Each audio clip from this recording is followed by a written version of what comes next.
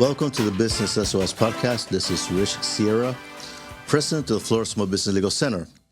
This is episode 102 of the Business SOS podcast. I'm very excited that we reached the milestone. Thanks for listening to me all these for the last 2 years, and looking forward to celebrating episode 200 at some point. Today, I'm very excited to have my wife here, Sharon, beautiful wife. It's my live studio audience. Welcome.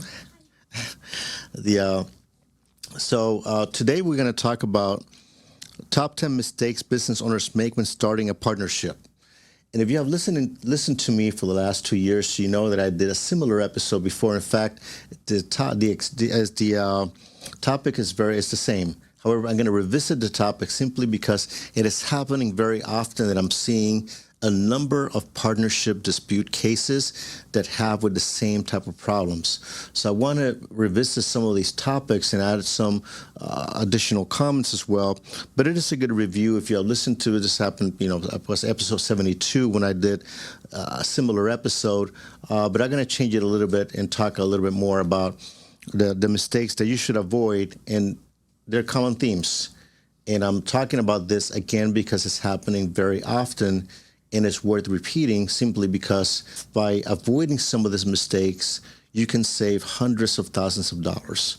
You can actually save your financial life. And entering and doing some of these mistakes, actually you can ruin your business. You can actually financially be devastated. So it is worth at least giving you these again. If you're thinking about entering into a partnership, in order for you to keep this in mind as you go forward. And so this is going to be a two-part series. Instead of giving you all 10 in one episode crammed into, I'm going to basically break it down in 5 and 5. We're going to do 5 this week. We're going to do 5 the next week. So it'll be a two-part series dealing with the top 10 mistakes business owners make when starting a partnership. And it's a revisited episode since I did a similar episode a few months ago, last year. So let's get started. Mistake number 1, no written partnership agreement. It is very common. And in fact, just a few weeks ago, I was talking to a potential client, which they own a business, and they're having disputes between the partners.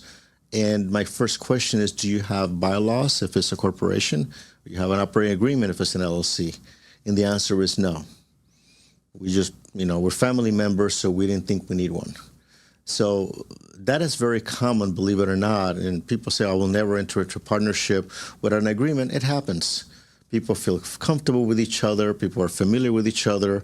And they feel that they don't need to have the partnership agreement. So I trust them, it is fine, or I trust her, it is okay. The partnership agreement is not about having the trust. Let's be clear about that. The partnership agreement is having to be as answering questions that you should have asked about any type of business relationship, and having those agreements in writing beforehand. And I've offered this to our listeners before. I have an operating agreement questionnaire, which I make available. If you send me an email at richsierra.com, I'll send you that partnership agreement questionnaire that I use when I prepare partnership agreements, when I prepare operating agreements or shareholders agreements. This is what I send to my clients. And I'm happy to send it to you simply because it gives you some questions that you need to discuss with the potential partner. And if you're not able to come up with an agreement with that questionnaire, maybe it's not worth getting into the partnership in the first place. All you lost perhaps was an hour of your time, but you figure out that, it's just not going to work. And what happened, people go with great expectations, with hope that it's going to work out by not having those conversations, and sometimes difficult conversations that should be had at the beginning of any type of business relationship. So I make that available to our listeners. So if you send me an email, happy to send it to you. There's the handshake agreements do not work. It's just not something that I recommend to my clients, not something that is advisable, especially now that it's so easy to develop an agreement with respect to having availability, even forms, which I'll talk about those later. It gives you something to work with. and have some type of agreement. It could be a one-page agreement, could be 20 pages, doesn't matter. Having those agreements in writing is my recommendation in this case. And of course, I've mentioned this before, and it is important to have any type of agreement that you have reviewed by counsel. And that's another mistake we'll talk about later. But and it's important that you have your attorney and your future partner has his or her own attorney. And I'll tell you why, because the interest might be different. And this week I'm reviewing a partnership agreement for a client, and the other partner has his own attorney. My client has me as an attorney, and we're going through changes. The goal is the same for both parties. The goal is to have an agreement that they can both live with. However, the interests are different. So it is difficult to have one attorney do the agreement for both parties unless the parties agree that it's simply more an administrative function, that they have agreed to those terms, and the attorney is going to put those whatever they have agreed upon into the document. That is fine. If both parties agree to that, listen, we agree to those terms, we're not going to change anything. We don't need your advice, simply I need you to put it in a format that it can be understood. That's fine. You can do that, but the attorney will discuss that with both of you. So there are exceptions to every rule, but usually it's good to have each partner to have their own counsel. If you're negotiating terms within the agreement. Mistake number 2 is not defining roles and responsibilities. And in this one, it's very common when you have an operating agreement that is downloaded from the web, or you create something through AI. The roles and responsibilities to the partners is not going to be there. They're not going to be there simply because the form does not know what you're going to agree to, and AI will not know that. Okay, so if you're going to have a technical partner, the operational partner, and the financial partner, so it is important to understand who's going to be doing what in the business, what are the levels of authority with respect to hiring and firing employees, the authority as to entering into contracts as well. What type of contracts can one partner enter into, which contracts requires consultation or unanimous consent with the other partner. It's important to talk about that. How much money, what type of authority, financial authority, what partner has to expend funds from the account, from the corporate checking account. How the use of credit cards, how's that going to be handled? I just gave you an example. If you own a restaurant and you have supplies or vendors coming in every week, you need that inventory to be able to sell to your customers, to provide service to your customers.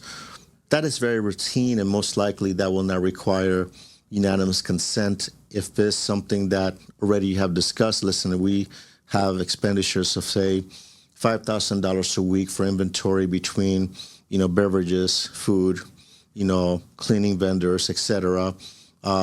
So that has been pre-approved, so you really don't have to go through a great deal of discussion for something like that. If it goes a little bit over, that's fine. However, if it's going to be a situation that you go from what has been agreed upon, say a $5,000 a budget, a week expenditure for operations, and you all of a sudden going to go to $10,000, whether it's a price increase, whether you're purchasing different supplies, different inventory, that's something that most likely would require some consultation with the partner for a number of reasons. A, that's where you have some financial controls in the business to make sure you don't go completely out of the budget. Number 2, the partner should know how the money is being spent. So the partners have a fiduciary responsibility to each other to consult, but also to protect each other and also protect the business. So it's different when you have your own business, you're by yourself, you don't have a partner, you can do whatever you want, and you can live with the consequences if you make a mistake. However, if you have a partner, that's a different story. You have an obligation to consult with your partner to make sure that you're both running the business the way that you intended to run it, with the proper management and financial controls required for any business that you have. You know, who's going to be handling marketing, operations, finance? All those decisions have to be included should be included, we digress here, within the operating agreement, the partnership agreement. And also, what are the expectations and time spent in the business? A common complaint that I receive from prospective clients when dealing with a partnership dispute is like, you know what, I'm spending, 50 hours a week in the business. My partner spends 10 or barely shows up to the office or shows up to the store to help me run the business. So I'm doing all the work, and he's collecting paychecks.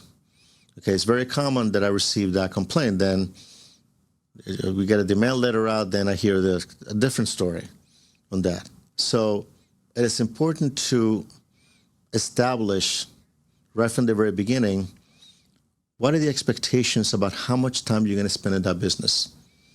If one partner is going to be running the business full time, and the other partner is going to be more of a silent partner or a financial partner, nothing wrong with that, as long as you agree to it. Likewise, if one partner perhaps has a different job, a different profession, and it's not going to devote full-time efforts into the business, that should be discussed.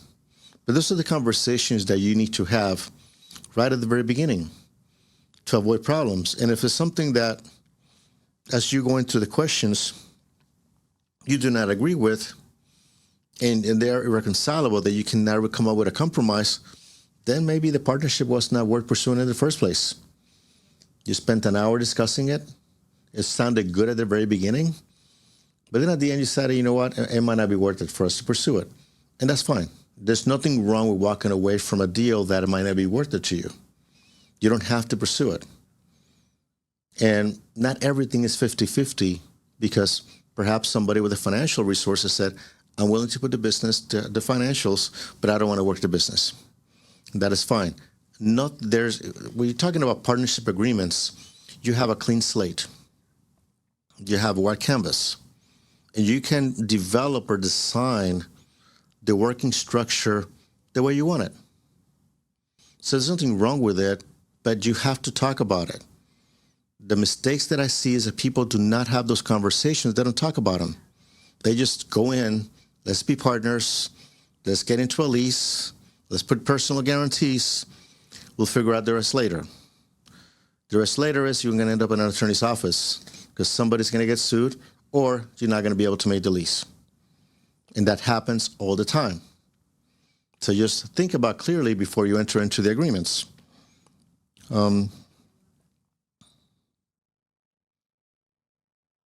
Another mistake number 3, is unequal contributions without clarity about between the partners.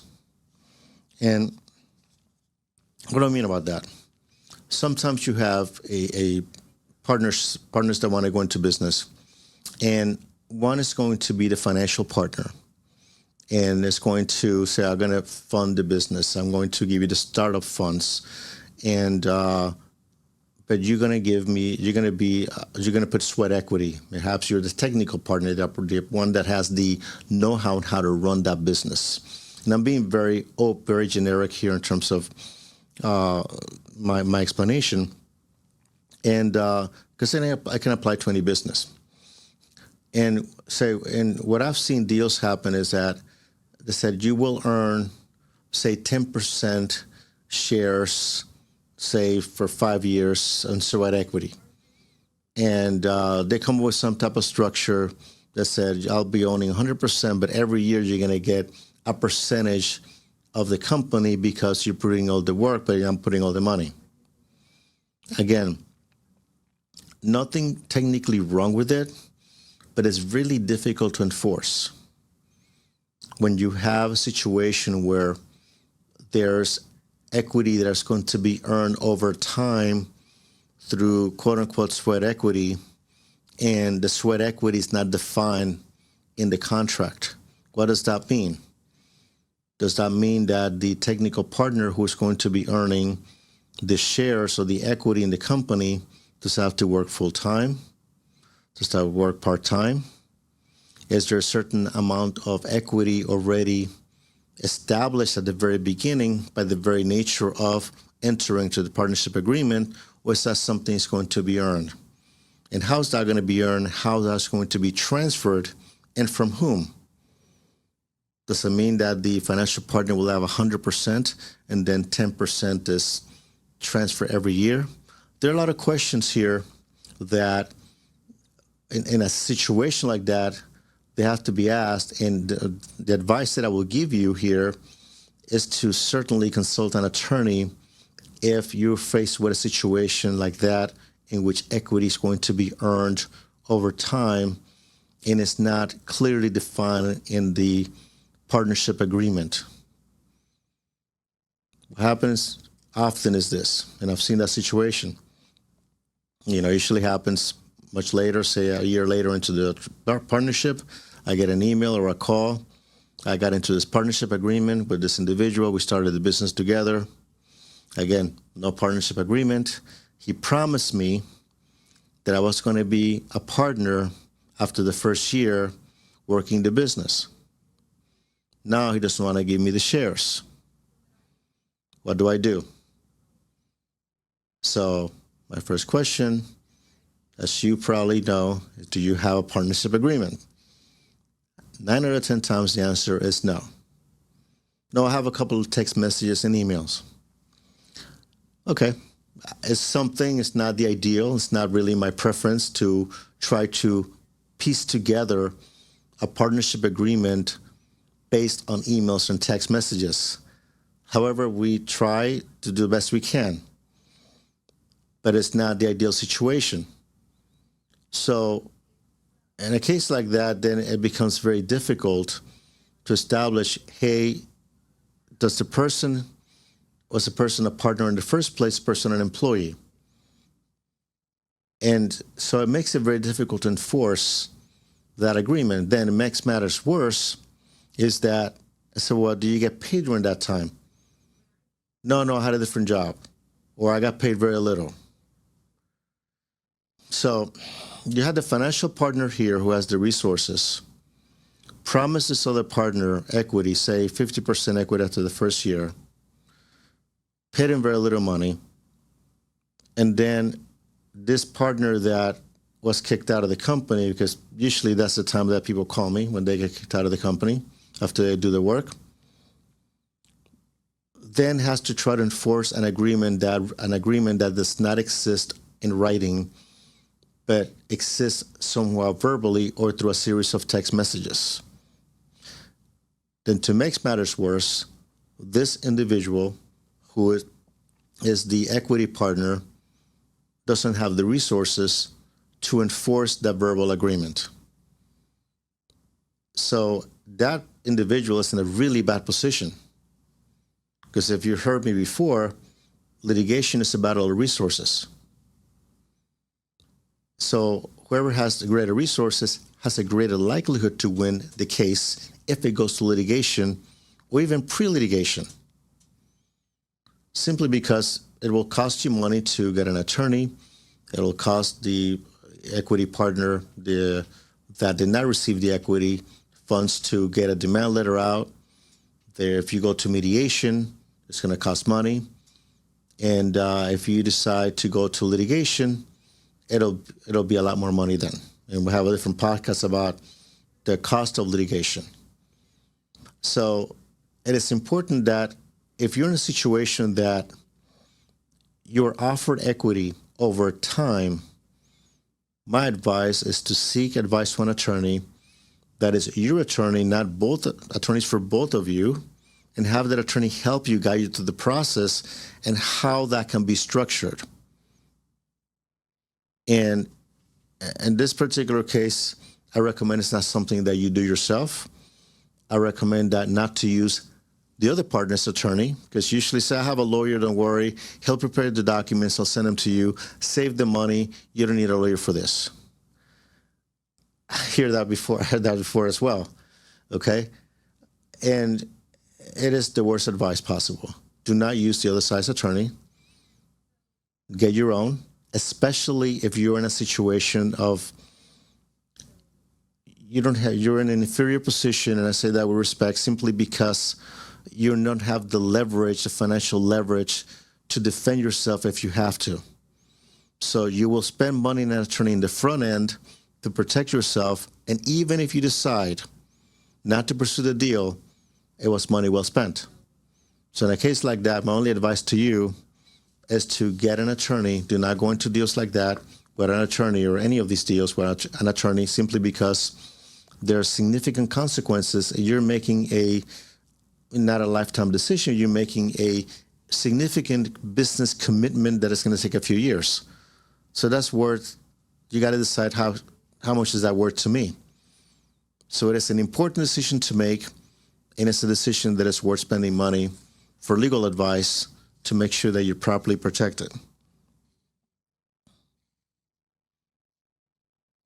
And I think also that when you have in a written agreement, you avoid the resentment that goes with misunderstandings. Say you come up with an agreement, you come up with a compromise, it is in writing. And then later on, when there's some disagreements, you can go back to the agreement that you agreed to in the first place, say, listen, this is what we agreed to do. So those things keep it clear and avoid misunderstandings and resentment later on. Mistake number 4, there's no exit strategy or dissolution terms. Okay? Partnership will not last forever. I mean, we're not here forever. So something that we look at when we prepare our partner agreements, especially with partnerships, and if you listen to the past 2 episodes, I had AJ Wolosky, my colleague and friend, he's an attorney who does estate planning and business succession, and we talked about business succession a great deal and the importance of planning and operating agreements. So if you haven't had a chance to listen to those episodes, go back. They were listening to. But one of the things I look at is, okay, what if one partner wants to exit the partnership? That could be done through, resigning the partnership, buyouts. What happens when one partner dies or becomes disabled? What happens to that interest? And I'm not going to go into a deep dive here about those individual terms, because we did that in the prior episode. But generally speaking, the agreement should contain something that if one partner wants to leave, how is that? What are the terms of selling your interest to the other partner? Is there a mechanism in place? Is there a formula in place? That should be included in the agreement. What if one partner unfortunately dies or becomes disabled? How's that going to be handled? Is there going to be a buy-sell agreement? It's going to be a life insurance placed on each other, in which the actual interest is automatically purchased from the surviving spouse. So those are the things that you have to look at in making that determination. What if there's a dispute in which both of you cannot work together? How's that going to be handled? And that happens. I've had a situation, no, that's never going to happen to us. It happens. I have a great deal of my practice is dealing with partnership disputes. It's a business divorce. So it happens. Okay? So is there a mechanism in place that in the event that there's no agreement between the partners, that you go through a process of trying to get the matter resolved, or through dissolution of the business? So those are questions that are included in my operating agreement questionnaire, which I make available to you. If you send me an email at rich@richsierra.com, I'll send you that to you. And again, it's simply the questionnaire questions. It's simply topics of conversation that you should have with a potential partner in making that decision to go forward or not. I like to include in my agreements, a dispute resolution process. That if the partners cannot agree, having face-to-face conversation or meeting or a telephone call, that it becomes they need a third party to come in and assist them in resolving the matter. I like to have a provision in my contracts that includes a mandatory mediation conference.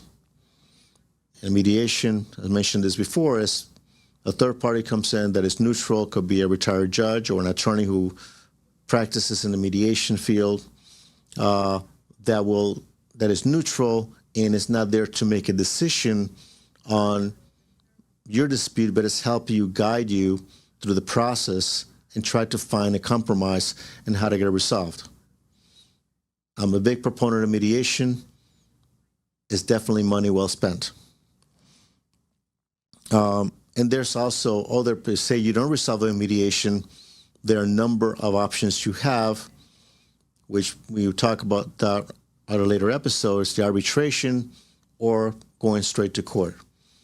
There are pros and cons to both of them, and I'm going to have a colleague of mine come in and talk that is an arbitrator, come in and spend a little bit more in arbitration and then talk about that. But an attorney can help you, guide you through those processes, give you the pros and cons on both of them. So there, some of them are, depending on the situation, it might be advisable to arbitration or go straight to court. Mistake number 5, especially in partnerships, mixing personal and business finances. I often get complaints when I get a call from a potential client dealing with a partnership dispute, is my partner is using the Amex and went on vacation with his wife. Okay, so that's, when you have a business, where you have a partner, it is very important to keep your personal finances and business finances separately, because it's no longer your money. It is both of your money. It's the company's money. So how does that handle is very important. But I see that very often in which one partner decides to take a vacation, decides to buy, personal items, go to Publix and do groceries. And I'm not exaggerating, it happens. So I'll pay it back.